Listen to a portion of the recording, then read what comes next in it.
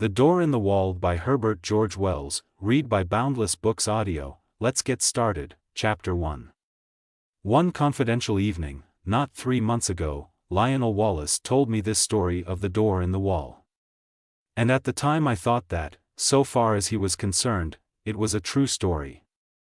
He told it to me with such a direct simplicity of conviction that I could not do otherwise than believe in him, but in the morning, in my own flat, I woke to a different atmosphere, and as I lay in bed and recalled the things he had told me, stripped of the glamour of his earnest, slow voice, denuded of the focused, shaded table light, the shadowy atmosphere that wrapped about him and the pleasant bright things, the dessert and glasses and napery of the dinner we had shared, making them for the time a bright little world quite cut off from everyday realities, I saw it all as frankly incredible. He was mystifying. I said, and then, how well he did it. It isn't quite the thing I should have expected him, of all people, to do well. Afterwards, as I sat up in bed and sipped my morning tea, I found myself trying to account for the flavor of reality that perplexed me in his impossible reminiscences, by supposing they did in some way suggest, present, convey, I hardly know which word to use, experiences it was otherwise impossible to tell. Well, I don't resort to that explanation now. I have gotten over my intervening doubts. I believe now, as I believed at the moment of telling, that Wallace did, to the very best of his ability, strip the truth of his secret for me. But whether he himself saw, or only thought he saw, whether he himself was the possessor of an inestimable privilege, or the victim of a fantastic dream, I cannot pretend to guess. Even the facts of his death, which ended my doubts forever, throw no light on that. That much the reader must judge for themselves. I forget now what chance comment or criticism of mine moved so reticent a man to confide in me. He was, I think, defending himself against an imputation of slackness and unreliability I had made in relation to a great public movement in which he had disappointed me. But he plunged suddenly. I have, he said, a preoccupation, I know, he went on, after a pause that he devoted to the study of his cigar ash. I have been negligent. The fact is, it isn't a case of ghosts or apparitions, but, it's an odd thing to tell of, Redmond, I am haunted. I am haunted by something, that rather takes the light out of things, that fills me with longings.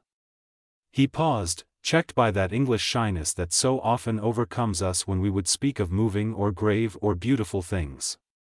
You were at St. Athelstan's all through, he said, and for a moment, that seemed to me quite irrelevant.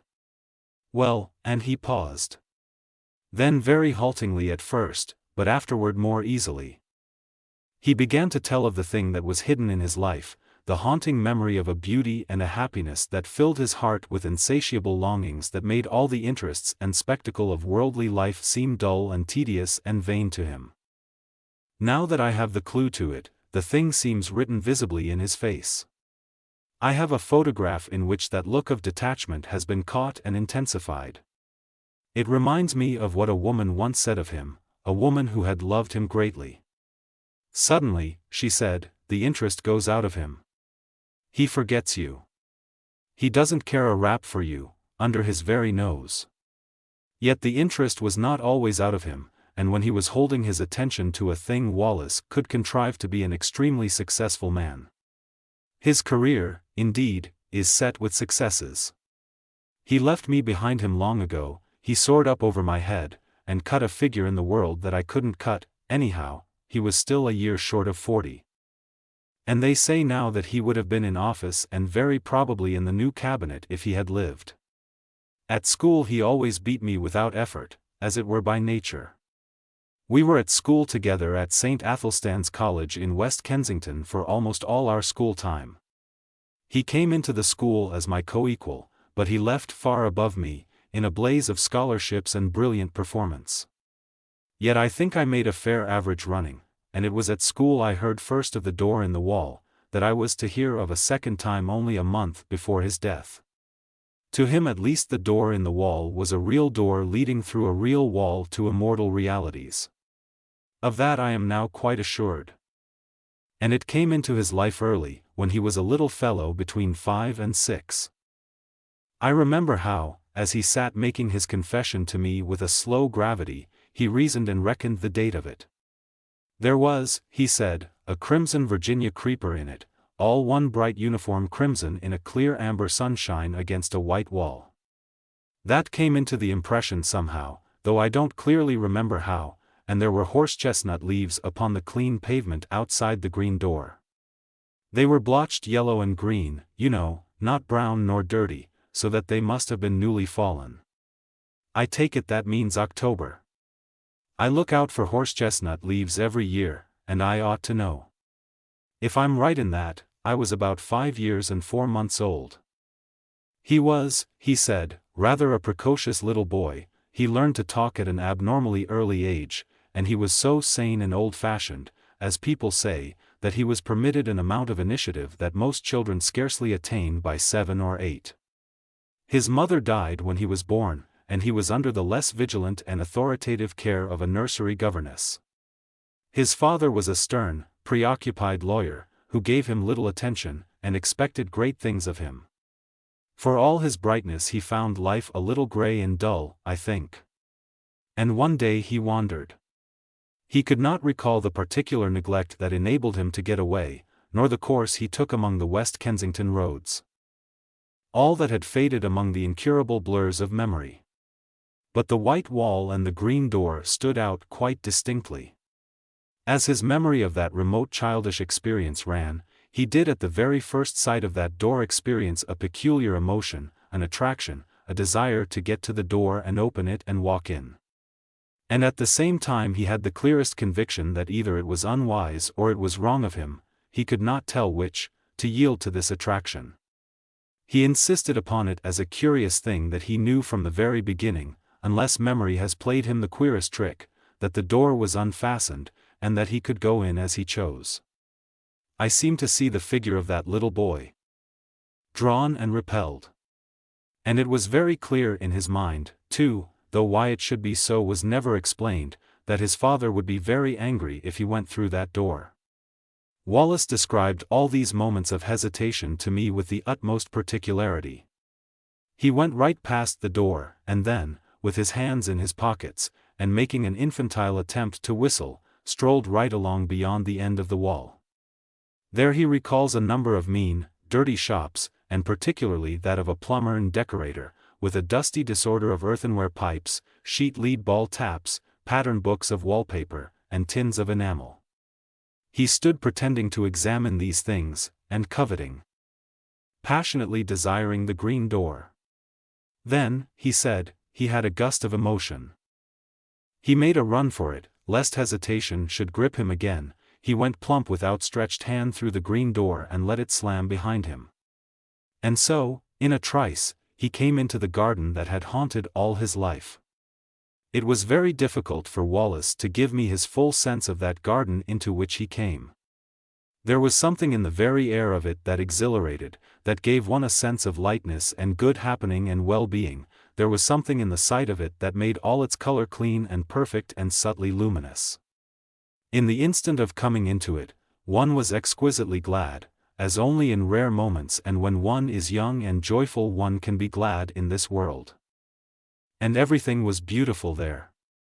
Wallace mused before he went on telling me. You see, he said, with the doubtful inflection of a man who pauses at incredible things, there were 2 great panthers there. Yes, spotted panthers. And I was not afraid. There was a long wide path with marble-edged flower borders on either side, and these 2 huge velvety beasts were playing there with a ball. One looked up and came towards me, a little curious as it seemed. It came right up to me, rubbed its soft round ear very gently against the small hand I held out and purred. It was, I tell you, an enchanted garden. I know. I remember that came into view between spikes of delphinium, and up these we went to a great avenue between very old and shady dark trees.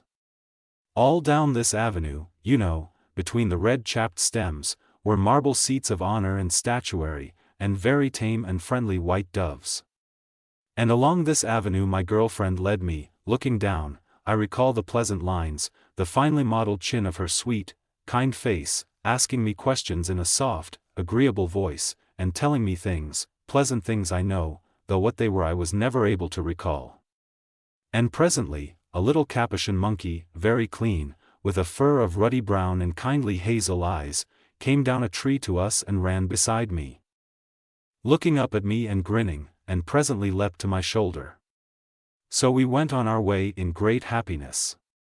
He paused. "Go on," I said. "I remember little things. We passed an old man amusing among laurels, I remember, and a place gay with parakeets, and came through a broad shaded colonnade to a spacious cool palace, full of pleasant fountains, full of beautiful things, full of the quality and promise of heart's desire. And there were many things and many people, some that still seem to stand out clearly and some that are a little vague, but all these people were beautiful and kind. In some way, I don't know how, it was conveyed to me that they all were kind to me, glad to have me there, and filling me with gladness by their gestures, by the touch of their hands, by the welcome and love in their eyes. Yes," he mused for a while. "Playmates I found there. That was very much to me, because I was a lonely little boy. They played delightful games in a grass-covered court where there was a sundial set about with flowers. And as one played one loved. But, it's odd, there's a gap in my memory. I don't remember the games we played. I never remembered. Afterwards, as a child, I spent long hours trying, even with tears, to recall the form of that happiness. I wanted to play it all over again, in my nursery, by myself. No. All I remember is the happiness and two dear playfellows who were most with me. Then presently came a somber dark woman, with a grave, pale face and dreamy eyes, a somber woman wearing a soft long robe of pale purple, who carried a book and beckoned and took me aside with her into a gallery above a hall, though my playmates were loath to have me go, and ceased their game and stood watching as I was carried away. "Come back to us," they cried. "Come back to us soon." I looked up at her face. But she heeded them not at all.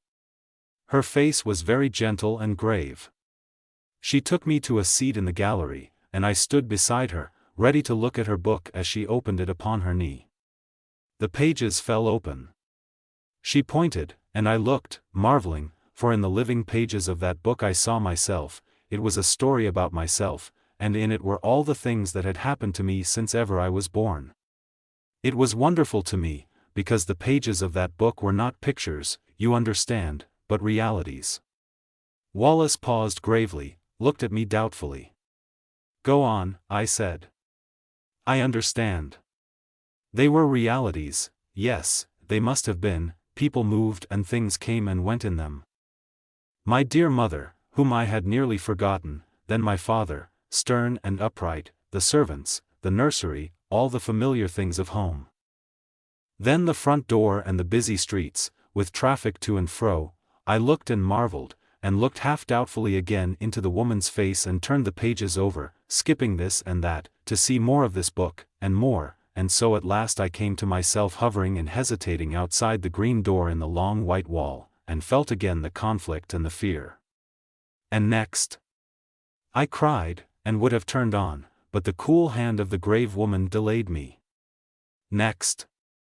I insisted, and struggled gently with her hand, pulling up her fingers with all my childish strength, and as she yielded and the page came over she bent down upon me like a shadow and kissed my brow. But the page did not show the enchanted garden, nor the panthers, nor the girl who had led me by the hand, nor the playfellows who had been so loath to let me go. It showed a long grey street in West Kensington, on that chill hour of afternoon before the lamps are lit, and I was there, a wretched little figure, weeping aloud, for all that I could do to restrain myself, and I was weeping because I could not return to my dear playfellows who had called after me, "Come back to us. Come back to us soon." I was there. This was no page in a book, but harsh reality. That enchanted place and the restraining hand of the grave mother at whose knee I stood had gone. Whither have they gone? He halted again, and remained for a time, staring into the fire. Oh! The wretchedness of that return! He murmured. Well?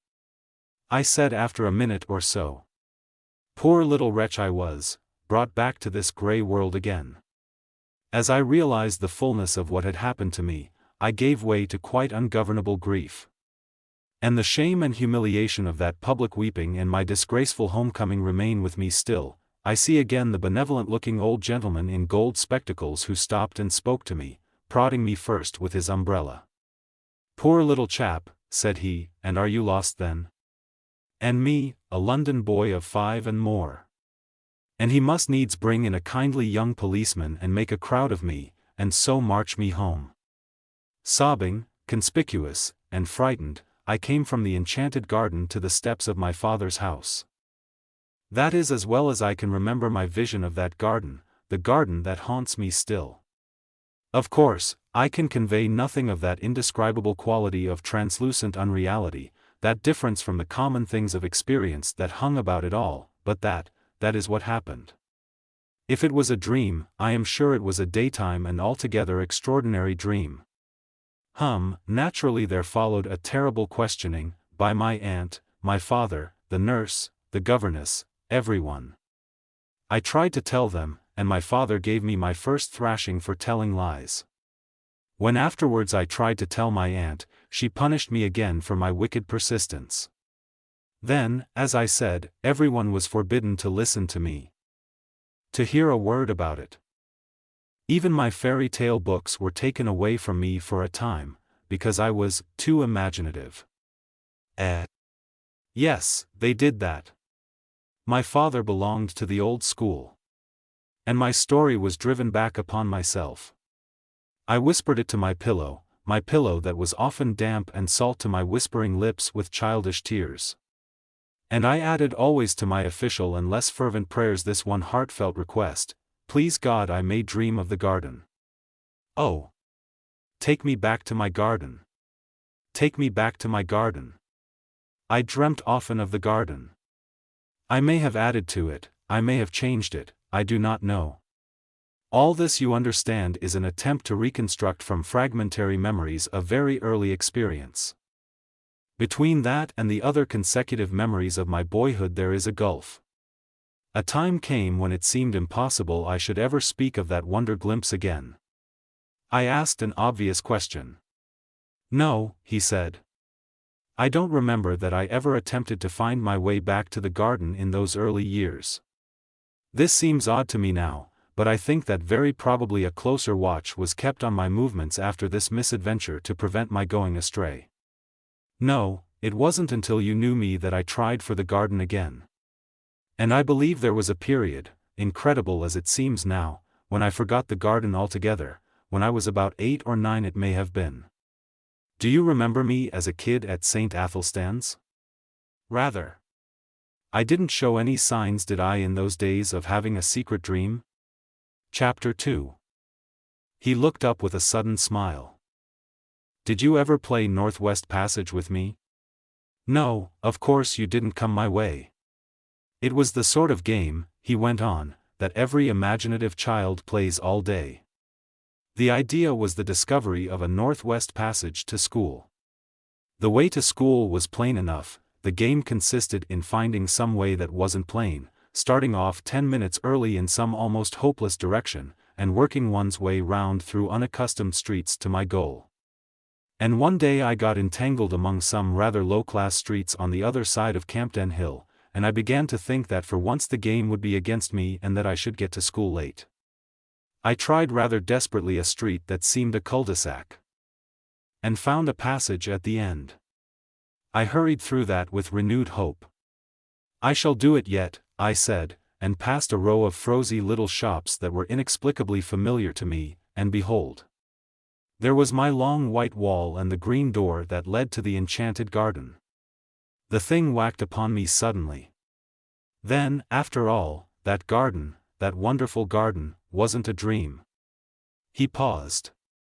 I suppose my second experience with the green door marks the world of difference there is between the busy life of a schoolboy and the infinite leisure of a child. Anyhow, this second time I didn't for a moment think of going in straight away. You see. For one thing, my mind was full of the idea of getting to school in time, set on not breaking my record for punctuality. I must surely have felt some little desire at least to try the door. Yes, I must have felt that. But I seem to remember the attraction of the door mainly as another obstacle to my overmastering determination to get to school.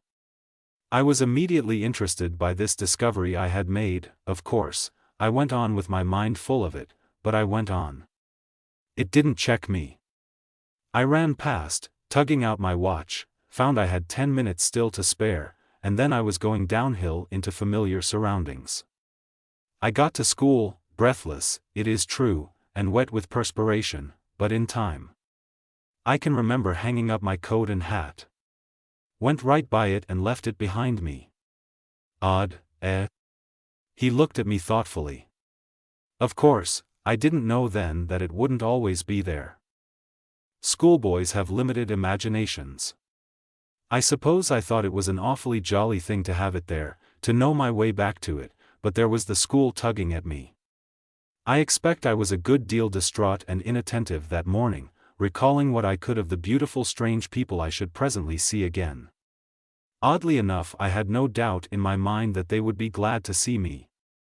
Yes, I must have thought of the garden that morning just as a jolly sort of place to which one might resort in the interludes of a strenuous scholastic career. I didn't go that day at all. The next day was a half-holiday, and that may have weighed with me. Perhaps, too, my state of inattention brought down impositions upon me and docked the margin of time necessary for the detour. I don't know. What I do know is that in the meantime the enchanted garden was so much on my mind that I could not keep it to myself. I told, what was his name, a Faraday-looking youngster we used to call Squiff. Young Hopkins, said I. Hopkins it was. I did not like telling him. I had a feeling that in some way it was against the rules to tell him, but I did. He was walking part of the way home with me, he was talkative, and if we had not talked about the enchanted garden, we should have talked of something else, and it was intolerable to me to think about any other subject. So I blabbed. Well, he told my secret. The next day in the play interval, I found myself surrounded by half a dozen bigger boys. Half teasing and wholly curious to hear more of the enchanted garden.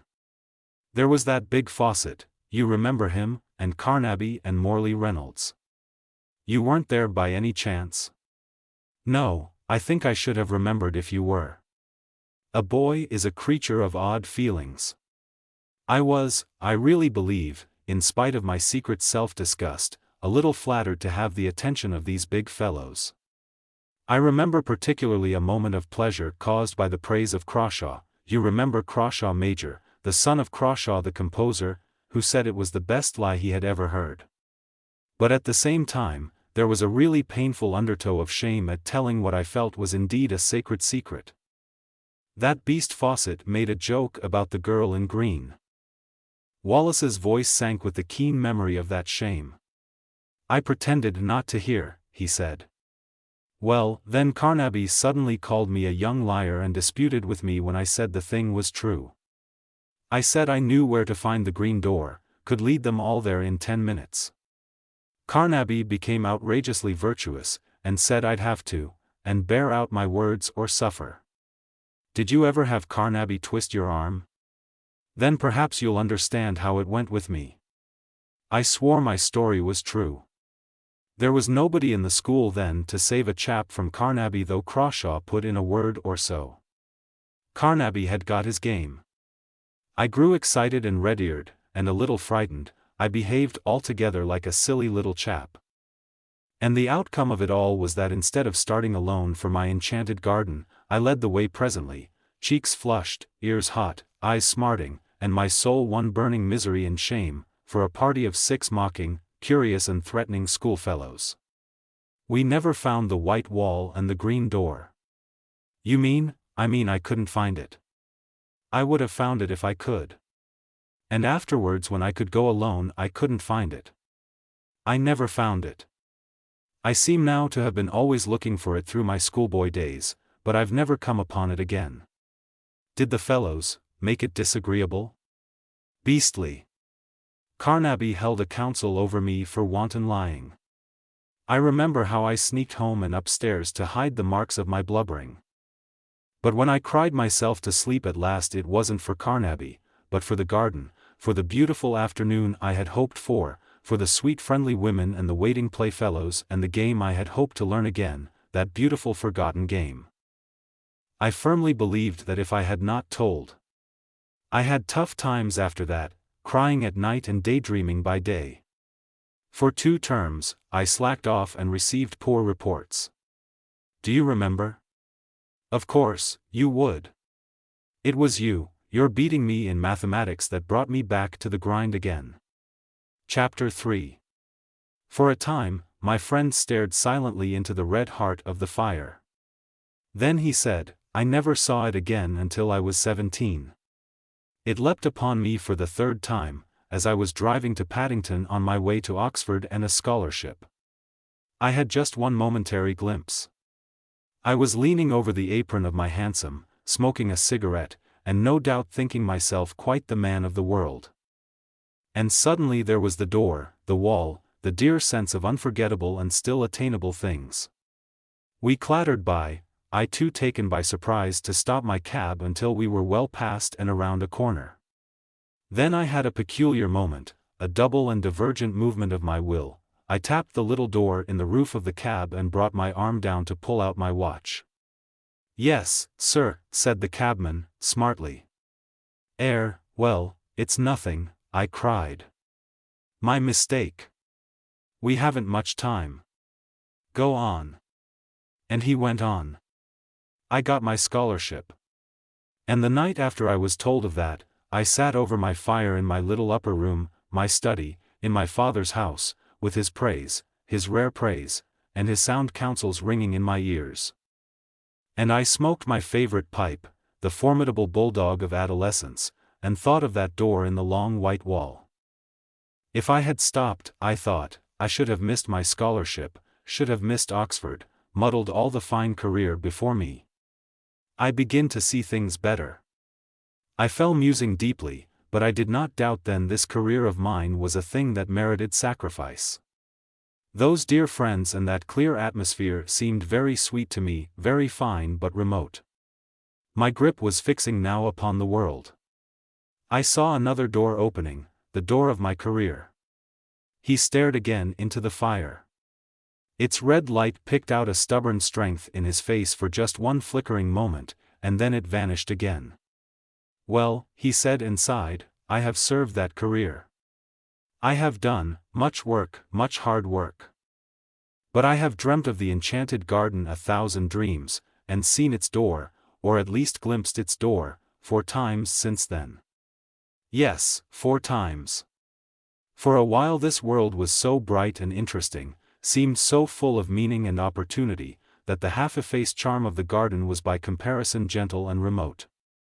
Who wants to pat panthers on the way to dinner with pretty women and distinguished men? I came down to London from Oxford, a man of bold promise that I have done something to redeem. Something, and yet there have been disappointments.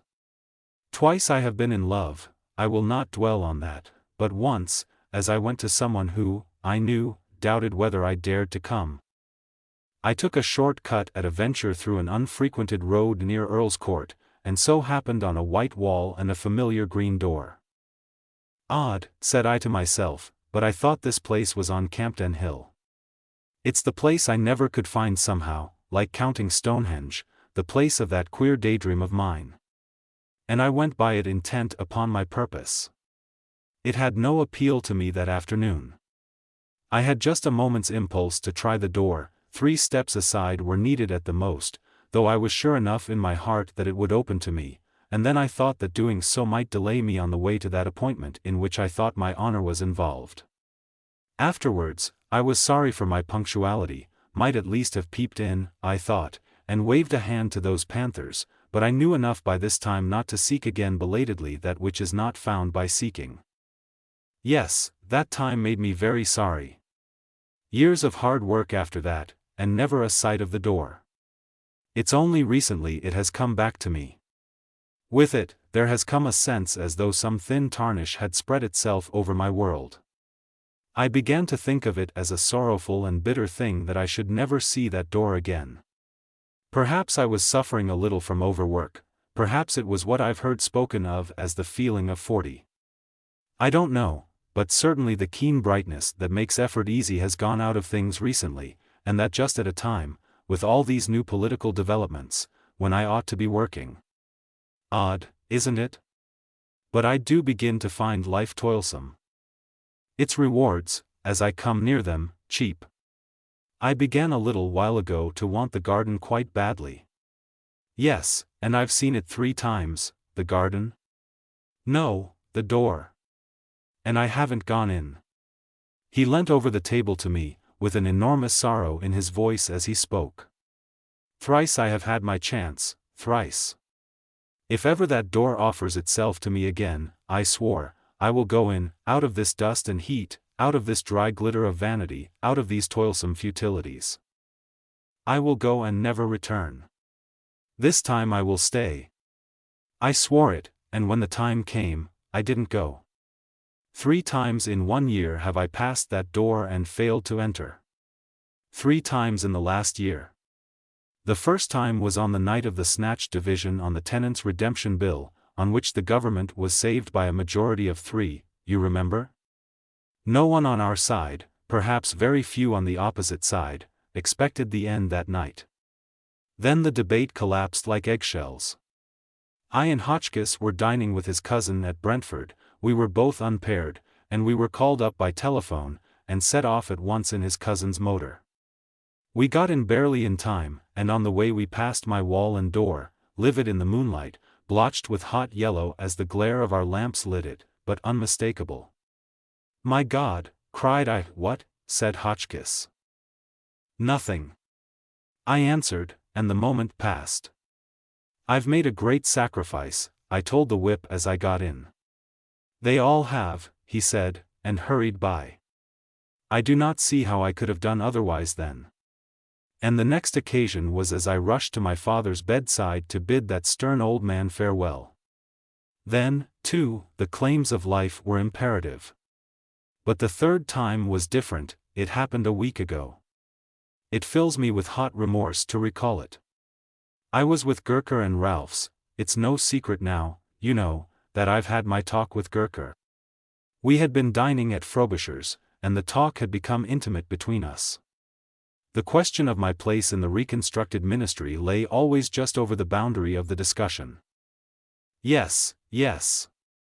That's all settled. It needn't be talked about yet, but there's no reason to keep a secret from you. Yes, thanks. Thanks. But let me tell you my story. Then, on that night, things were very much in the air. My position was a very delicate one. I was keenly anxious to get some definite word from Gurker, but was hampered by Ralph's presence. I was using the best power of my brain to keep that light and careless talk not too obviously directed to the point that concerned me. I had to. Ralph's behavior since has more than justified my caution. Ralph's, I knew, would leave us beyond the Kensington High Street, and then I could surprise Gurker by a sudden frankness. One has sometimes to resort to these little devices. And then it was that in the margin of my field of vision I became aware once more of the white wall, the green door before us down the road. We passed it talking. I passed it. I can still see the shadow of Gurker's marked profile, his opera hat tilted forward over his prominent nose, the many folds of his neck wrap going before my shadow and Ralph's as we sauntered past. I passed within 20 inches of the door. If I say good night to them, and go in, I asked myself, what will happen? And I was all a-tingle for that word with Gurker. I could not answer that question in the tangle of my other problems. They will think me mad, I thought. And suppose I vanish now, amazing disappearance of a prominent politician. That weighed with me. 1,000 inconceivably petty worldlinesses weighed with me in that crisis. Then he turned on me with a sorrowful smile. And, speaking slowly, "Here I am," he said. "Here I am," he repeated, "and my chance has gone from me. 3 times in 1 year the door has been offered me, the door that goes into peace, into delight, into a beauty beyond dreaming, a kindness no man on earth can know. And I have rejected it, Redmond, and it has gone. How do you know? I know. I know. I am left now to work it out, to stick to the tasks that held me so strongly when my moments came. You say I have success, this vulgar, tawdry, irksome, envied thing. I have it. He had a walnut in his big hand. If that was my success, he said, and crushed it, and held it out for me to see. Let me tell you something, Redmond. This loss is destroying me. For 2 months, for 10 weeks nearly now, I have done no work at all, except the most necessary and urgent duties. My soul is full of inappeasable regrets. At nights, when it is less likely I shall be recognized, I go out. I wander. Yes. I wonder what people would think of that if they knew. A cabinet minister, the responsible head of that most vital of all departments, wandering alone, grieving, sometimes nearly audibly lamenting, for a door, for a garden. Chapter 4. I can see now his rather pallid face, and the unfamiliar somber fire that had come into his eyes. I see him very vividly tonight. I sit recalling his words, his tones, and last evening's Westminster Gazette still lies on my sofa, containing the notice of his death. At lunch today the club was busy with his death. We talked of nothing else. They found his body very early yesterday morning in a deep excavation near East Kensington Station. It is one of 2 shafts that have been made in connection with an extension of the railway southward. It is protected from the intrusion of the public by a hoarding upon the high road, in which a small doorway has been cut for the convenience of some of the workmen who live in that direction. The doorway was left unfastened through a misunderstanding between 2 gangers, and through it he made his way. My mind is darkened with questions and riddles. It would seem he walked all the way from the house that night. He has frequently walked home during the past session, and so it is I figure his dark form coming along the late and empty streets, wrapped up, intent. And then did the pale electric lights near the station cheat the rough planking into a semblance of white? Did that fatal unfastened door awaken some memory? Was there, after all, ever any green door in the wall at all? I do not know. I have told his story as he told it to me. There are times when I believe that Wallace was no more than the victim of the coincidence between a rare but not unprecedented type of hallucination and a careless trap, but that indeed is not my profoundest belief. You may think me superstitious, if you will, and foolish, but, indeed, I am more than half convinced that he had, in truth, an abnormal gift, and a sense, something, I know not what, that in the guise of wall and door offered him an outlet. A secret and peculiar passage of escape into another and altogether more beautiful world. At any rate, you will say, it betrayed him in the end. But did it betray him? There you touch the inmost mystery of these dreamers, these men of vision and the imagination. We see our world fair and common, the hoarding and the pit. By our daylight standard he walked out of security into darkness, danger, and death. But did he see like that? Thanks for listening to Boundless Books Audio, where knowledge fuels transformation. If you found this audiobook valuable, don't forget to like, share, and subscribe for more content that helps you unlock your potential.